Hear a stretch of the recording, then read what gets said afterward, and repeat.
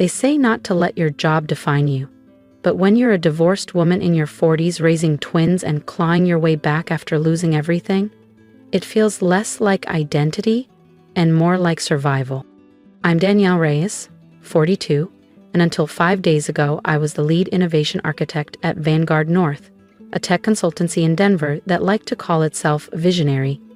What they didn't like, giving credit where it was due.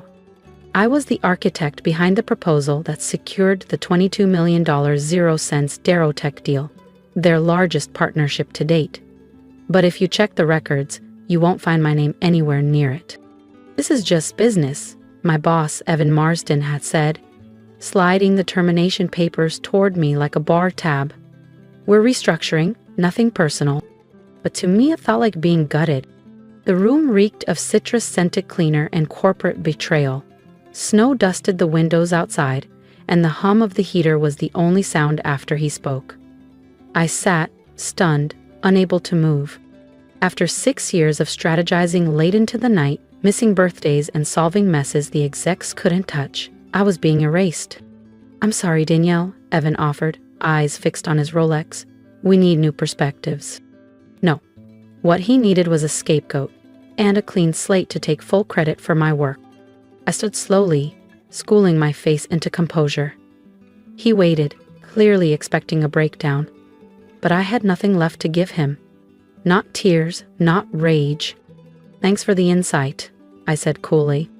I didn't ask why my name was stripped from the Darrowtech proposal. I already knew. I'd finalized the pitch myself just 3 weeks ago.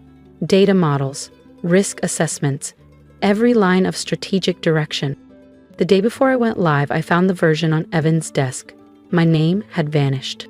"Just procedure," he said then, waving me off. "You'll be credited internally." I didn't argue. I should have.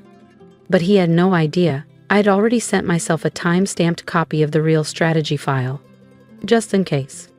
Now I was being walked out by a junior HR rep I barely recognized. My belongings, framed photos, a few notebooks, a coffee mug that said "She builds, she leads," were stuffed into a cardboard box. My key card was already deactivated. My inbox, wiped. The walk to the parking structure felt longer than usual. I sat behind the wheel of my Subaru, the cold from the steering wheel seeping into my fingers. I didn't cry. I couldn't. My chest was too tight to let anything out. It wasn't just the layoff. It was knowing I'd handed Evan Marsden my best work on a silver platter, and I'd known better. That's what hurt most. Driving home, through slush-covered streets, windshield wipers dragging over ice, I thought about my twins, Luca and Mira. About tuition. About the orthodontist bill I kept ignoring. About the client presentations I'd prepped while heating up frozen dinners. The bedtime stories I'd traded for analytics reports. I thought about the time Evan had sneered, "You're smart, Danielle, but you don't have killer instinct." He was wrong. That night, with snow piling against the windows of my apartment in Denver's Highland District, I opened my personal laptop. I logged into my encrypted archive, the one no one at Vanguard North knew about. It had everything: drafts, revision logs, metadata, including the original mind map titled Darrowtech Predictive Expansion Model //D Reyes //11:03 p.m. I didn't save it all to be vengeful. I saved it because I believed in protecting what I built. And what Evan didn't know? The new CEO of Darrowtech was Anjali Verma, someone I'd helped launch her first product back in 2015. She once said to me, "The builders always get buried, but not if I'm in the room." She owed me nothing, but I owed myself a shot. Her name was still pinned in my contacts. I clicked compose. Subject: the real author of your proposal. The email started with, "You may not remember me, but..." I hesitated, then hit send. In that moment, everything changed. At least I hadn't vanished quietly, like they expected me to. That night, I lay awake, eyes fixed on the ceiling, the glow of streetlights casting soft shadows across my bedroom. From the living room, I could hear Luca's quiet breathing. He'd fallen asleep waiting for me to come out and eat dinner. I hadn't told the twins yet, not until I had something solid. Not until I knew which way the ground would shift next. At 7:02 a.m., my phone buzzed. Anjali Verma. Danielle, I absolutely remember you. I still use the segmentation model you built for our Series A round. Thank you for reaching out. Let's talk. I have questions and an opportunity you might want to hear about. Anjali. I sat up so fast I nearly knocked over my coffee. This wasn't just a polite reply. Anjali was a rising force in the tech world now. The newly appointed CEO of Darrowtech, known for integrity, precision, and refusing to play politics. I called her that afternoon. Her assistant patched me through instantly. Danielle. Anjali's voice was calm but laser-focused. I've reviewed the documents you sent. There was a pause. I held my breath. And I'm beery. I steadied my voice. I wanted you to know, the person who pitched the proposal didn't create it. I did. Of course you did, she said without hesitation. I recognized your structuring style instantly. It's too clean, too layered to be Evans. She fired off questions about revenue sensitivity, implementation timelines, risk layers. I didn't hesitate. I didn't need notes. It was my work. Every line, every model, every diagram. I owned it. Finally, she said, I'm terminating the contract with Vanguard North, effective immediately. My heart slammed into my chest. You're I don't do business with thieves, she said. Then softer, but I don't believe in letting brilliant work get wasted. She paused, then added, we're launching a new division. I want you to lead it. As partner and CEO, it's yours if you want it. I blinked. You've always had a mind for building, Danielle. Now it's time you had the space to lead. And if you're ready to see what happens when the underestimated finally take the lead, don't forget to subscribe. The next chapter of this story is one you won't want to miss. I can give you that, Anjali said, but I need an answer quickly. I want to hit the ground running. I paused, staring at the Denver skyline beyond my apartment window. Me, CEO. I need to think about it, I said quietly, though my heart had already made the decision. I understand, she replied, but don't take too long. You deserve more than a footnote in someone else's story. The line disconnected, and I sat frozen, the phone still in my hand.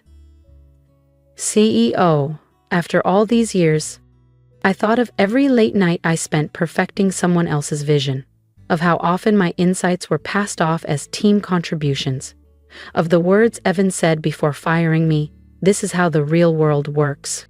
Maybe it did, until someone like me decided it wouldn't anymore. That evening, I sat on the bed beside Mira, who curled up in her oversized hoodie, her eyes wide and searching. They fired you? She asked, barely above a whisper. They did, I said, brushing her hair gently. But it's okay, something better might be coming. Are you scared? She asked. Yes, I said honestly. But I'm also ready. The next morning I called Anjali. I'm in. Good, she said, her voice sure.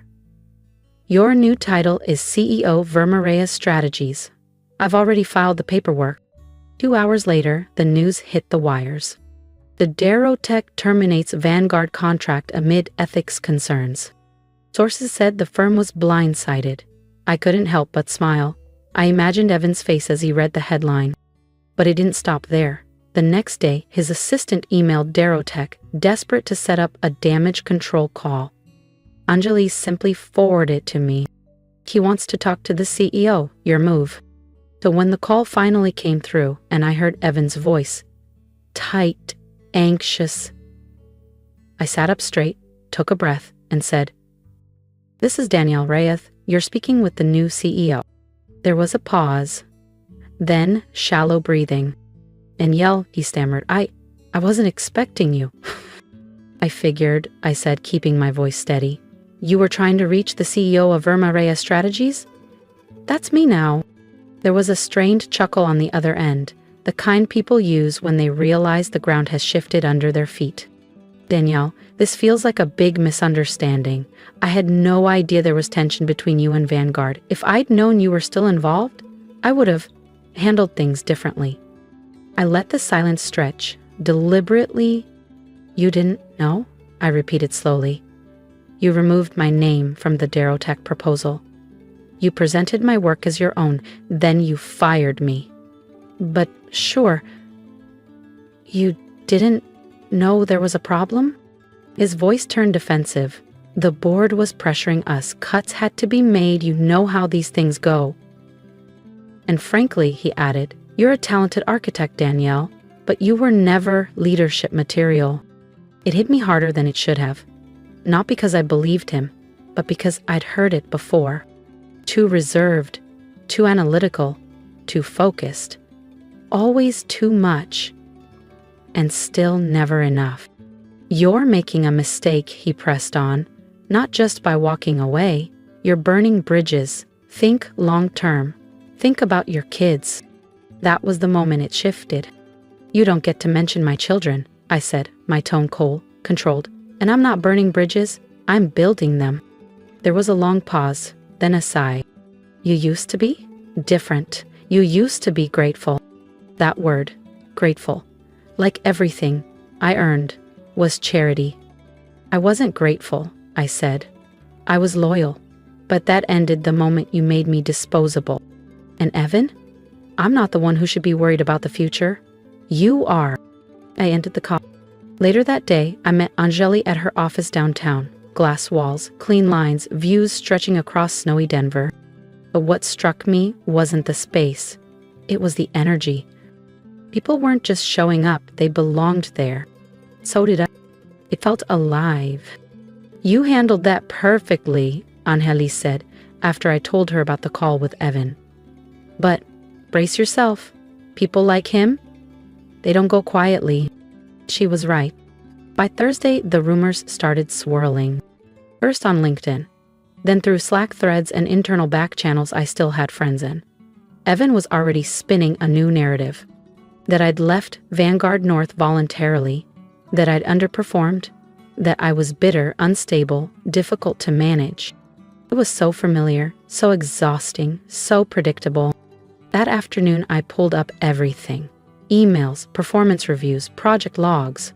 For 6 years, I'd quietly archived every milestone, every deliverable, every documented moment of impact. Not because I thought I'd need them, but because I was the kind of woman who always kept receipts.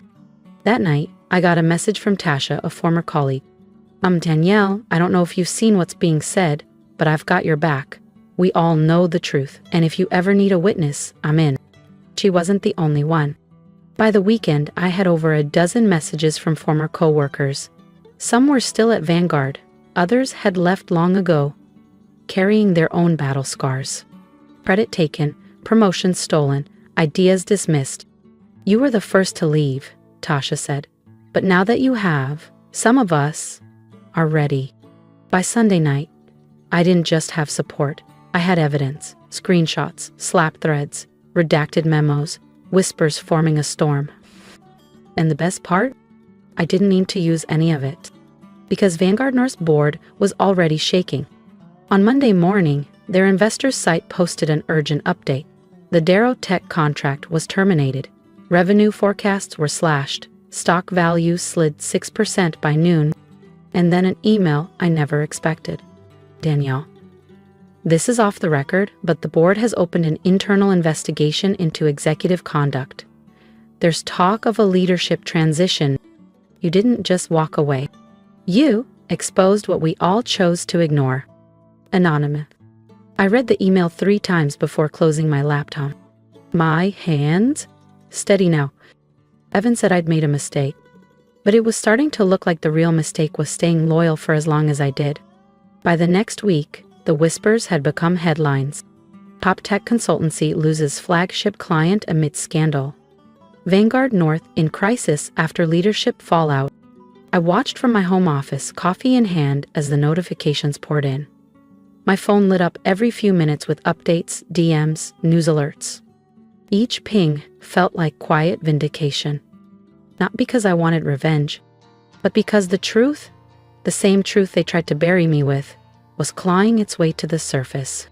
At Mesmerized Strategies, momentum was building fast.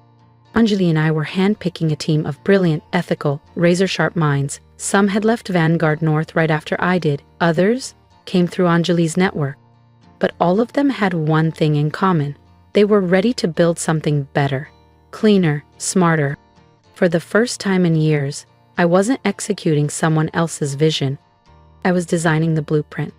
Still, a part of me stayed alert. Evan wasn't the type to vanish quietly. That Friday, my attorney, Dana McKinley, called. "You're not going to love this," she said flatly. "Go ahead," I said, already bracing. "Vanguard just filed a cease and desist. They're accusing you of using proprietary data to poach their client and launch your firm." I did it not because it was funny, but because of how utterly predictable it was. "You mean the client whose strategy I wrote, whose growth model I designed, who was my professional contact before I ever joined Vanguard?" Dana snorted. "Exactly. It's a scare tactic. They want you to panic, or better yet, fold." "Let them try," I said. "We documented everything." "We did," she confirmed. "And we're not just defending. We're filing a countersuit. Defamation, wrongful termination, misrepresentation, and yes, we already have witness statements, signed and dated." I leaned back, eyes on the Denver skyline beyond my window. A month ago, I was just surviving. Now I was reclaiming my name and rewriting the ending. But what surprised me most wasn't how fast things escalated. It was how many people showed up for me. Like Nathan, a senior strategist I'd mentored during my time at Vanguard North. He messaged late that night. "Danielle, I've been quiet too long. I knew what Evan was doing. We all did. You were the engine behind every successful strategy. We just watched him take credit." Attached is a timeline showing when your name was removed from internal records. Every edit, every version. Use it if you need to.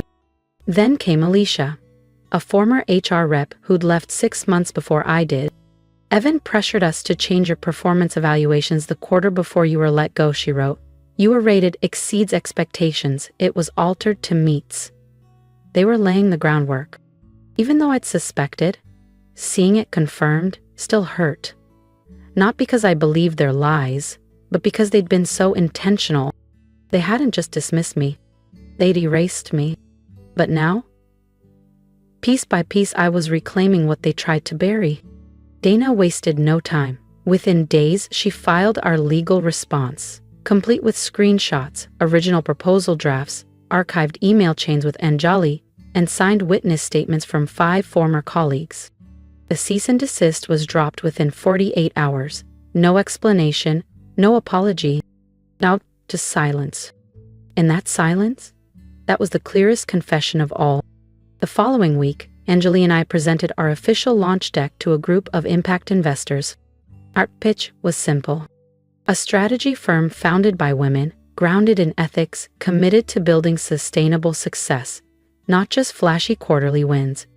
The room crackled with energy. By that afternoon, we'd secured 2 contracts. As I rode the elevator down, I felt pride, relief, and a quiet grief for all those years I spent waiting for permission to lead. I used to think the system was unshakable. But the truth is, the people doing the work hold the whole thing up. And when they walk away, the structure starts to fall. That evening, I picked up Mira from school. She climbed in, smiling that wide, no-holding-back smile. "How was your day?" I asked. "My teacher asked, 'Who inspires us?'" she said. I said, "You." I glanced over, throat tight. "Why me?" "Because you didn't let them stop you," she said proudly. "And now you're the boss." I smiled, eye stinging in my eyes, not just because Mira saw me, but because, for the first time in a long time, I saw myself. By the end of the month, Virmareya Strategies was already making waves. We'd officially onboarded 2 major clients, one of them a direct competitor of Vanguard North. The irony wasn't lost on me. The same firm that once said I lacked executive presence was now sidelined, while I led strategy sessions with Fortune 500 leaders, confident, clear, and completely in control. But this wasn't about revenge anymore. It was about reclaiming space and redefining what leadership could look like when it wasn't filtered through ego and gatekeeping. Still, something shifted when the first journalist called. The article's title, From Discarded to Disruptor, the woman who turned termination into a title. She had done her research, knew about the Darrowtech contract, my quiet firing, even quoted internal memos that had somehow leaked. "I'm not here to start a fight," I told her over the phone, "but I am done pretending that what happened was normal." Because it wasn't. And I knew I wasn't the only one. When the piece went live, the response exploded. My inbox filled with messages, many from women, others from disillusioned professionals. This gave me the courage to speak up. Your story is mine. Same game, different names. I should have felt powerful, triumphant, but instead, I felt the weight of something deeper, because this wasn't just about me. It never had been. And now, the whole industry was watching. 2 days later, Dana called. "Vanguard's hired a crisis PR firm," she said. "They're trying to get ahead of it. I expect a statement any day now." "Let them," I replied. But it wasn't just a statement, it was a full-on campaign. A blog post. Moving forward, learning from the past, building stronger. It was corporate airbrushing at its finest. Vague words, euphemisms, no names, but the subtext was clear. And then, Evan re-emerged. A podcast interview, of course. "I think we live in an age where people are quick to assign blame," he said, voice smooth as ever. "Look, I've made mistakes. We all have. But not everyone is cut out for the pressure of leadership." That's what Evan said in his podcast interview. Smooth, calculated, almost sincere. Like sometimes people misinterpret tough decisions. It's just part of running a business. It was so perfectly rehearsed, I almost laughed. But what came next? Even I didn't expect. Just that night, I got a message request from someone I hadn't heard from in over a decade. Nina Rhodes, one of the original co-founders of Vanguard North. She'd retired before I was promoted to lead strategist, but her name still carried serious weight in the industry. Her message was brief. "Danielle, I've been following what's happening. I believe you. If you're open to it, I'd like to meet." We met the next morning at a quiet cafe in Denver's Capitol Hill district. She looked older, her hair silvered, but her posture still radiated quiet command. "I stepped down before Evan took full control," she told me. "I started seeing decisions I couldn't stand behind, but I never thought he'd drive it off the rails this fast." "You knew?" I asked. "I suspected," she admitted, "but I didn't dig deeper.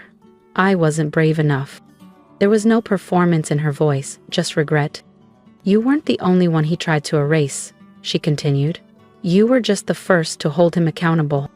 Then, from her bag, she handed me a flash drive. "These are board memos, internal evaluations, transcripts from my final 6 months at Vanguard.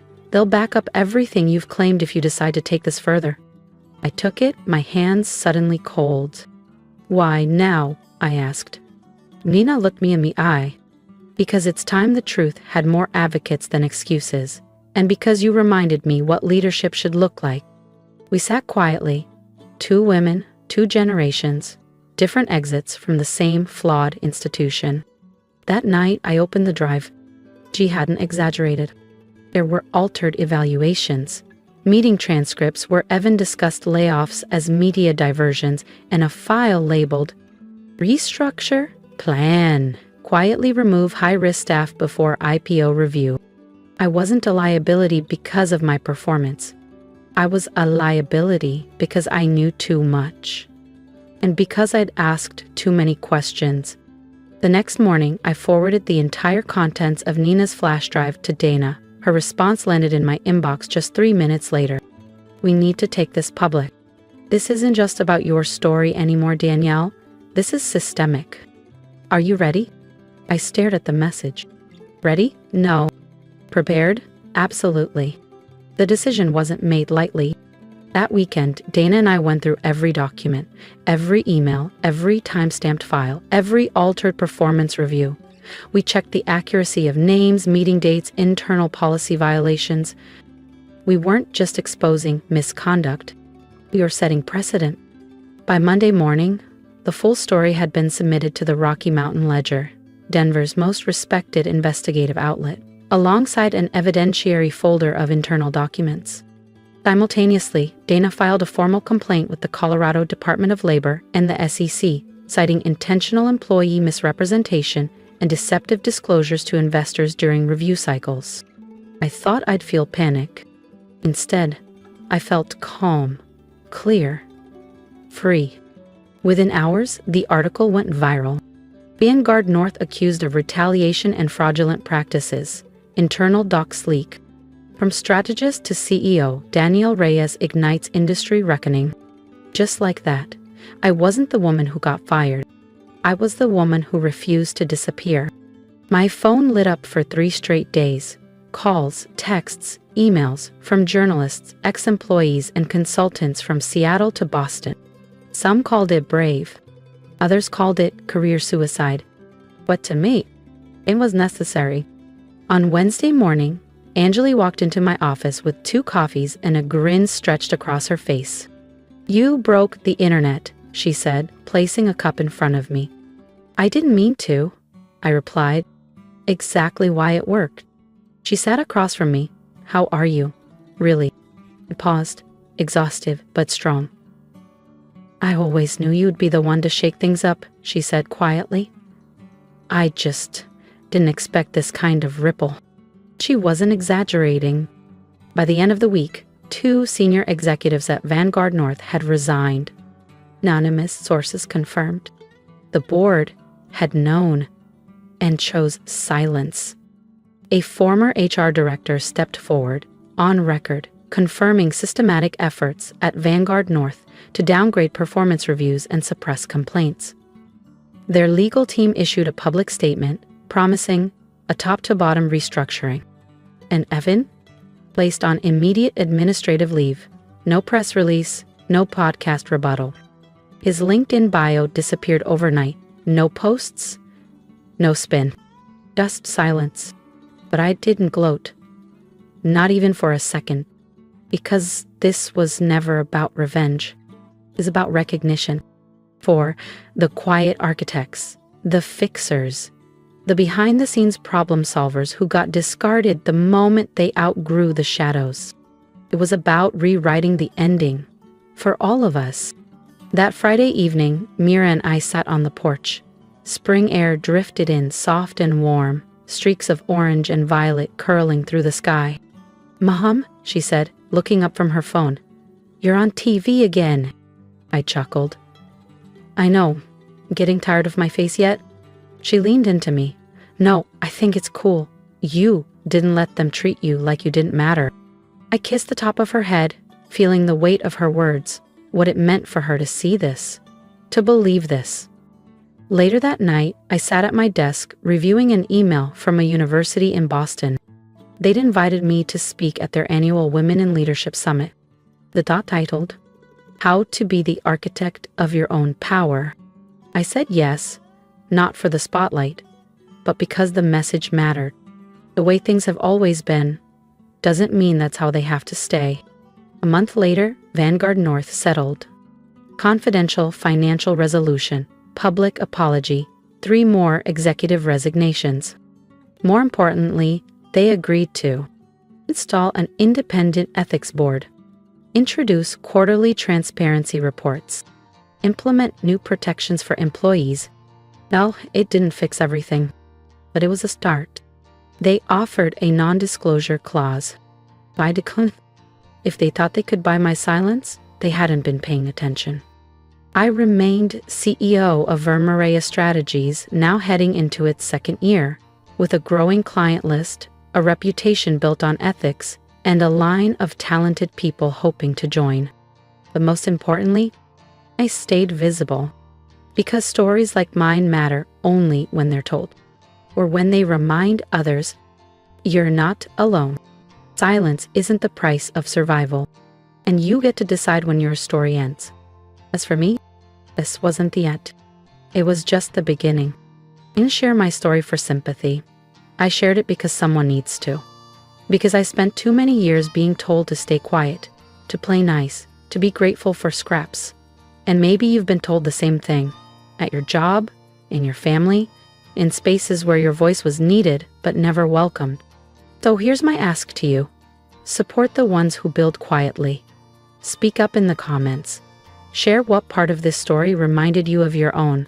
Let's turn this from a moment into a movement. Because I promise you, I'm not the only Danielle out there, and neither are you. To anyone who's ever been overlooked, undervalued, or underestimated, don't let someone else's definition of your worth become your truth. Document everything, speak when it matters, walk away when it's time, and never, never let fear be the reason you settle.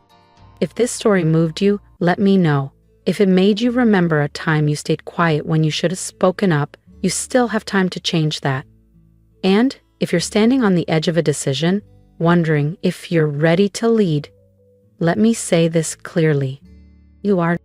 I'd love to hear your thoughts. Drop a comment, share your experience, tell me what resonated, not because I need the affirmation, but because we need to remind each other we're not alone. And if you want more stories like this, of courage, clarity, and reclaiming power, subscribe to the channel. This isn't the end of the conversation. It's only the beginning. Let's keep building together.